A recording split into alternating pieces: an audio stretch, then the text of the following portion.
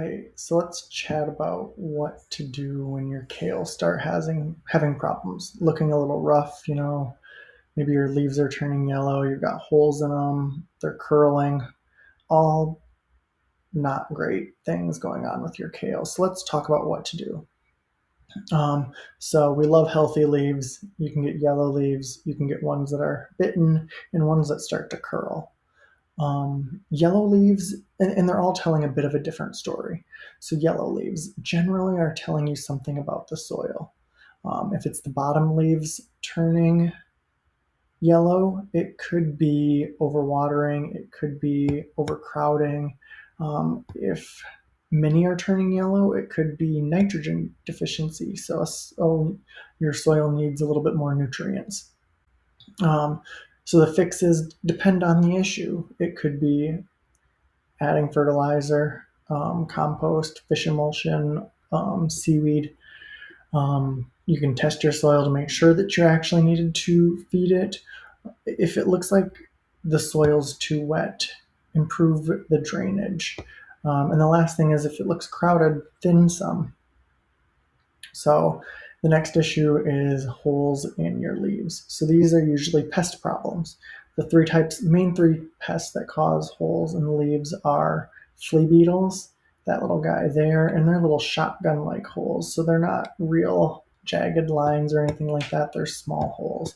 The next one is cabbage worms. They come from those white butterflies you see flying around.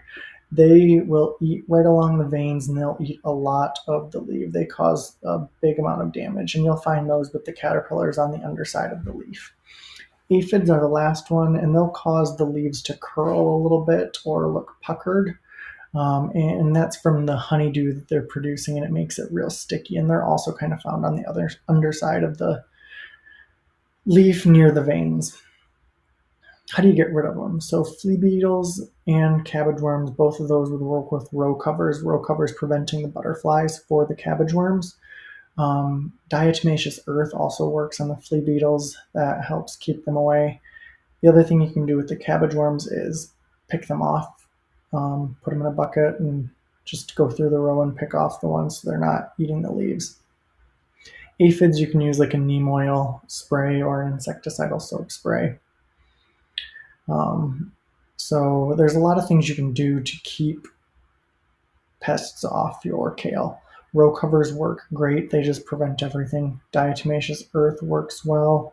Neem oil, insecticidal soap, and then beneficial pests like ladybugs and wasps are attracted by dill and yarrow. So those all work as well.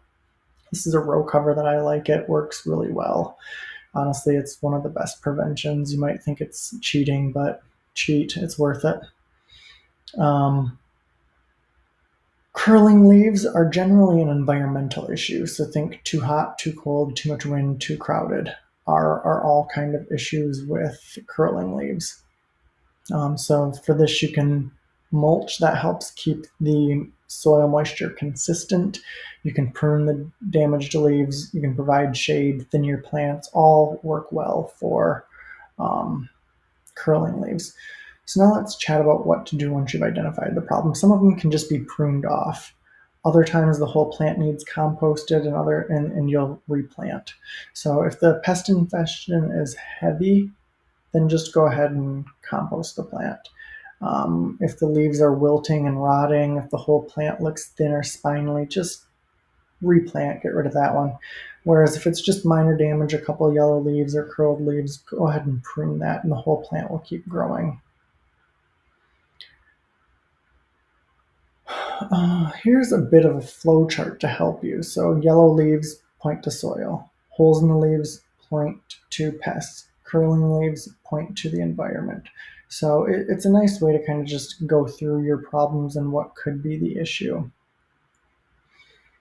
A couple things to watch out for is you don't want to overfeed. It's not always a nutrient deficiency. And if you overfeed and it was a pest problem, you're making even more of the young, juicy leaves that the pests love. So that can be an issue.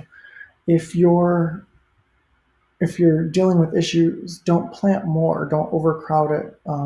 Crowding, planting too close together makes it so there's less airflow, more risk of fungus, and those beneficial pests like those wasps, they can't get in between the leaves to eat the cabbage worms. Ignoring a few pests is a problem. Stop the infestation before it begins. And then the last one is rotate. It's one of the easiest ways to break pest cycles.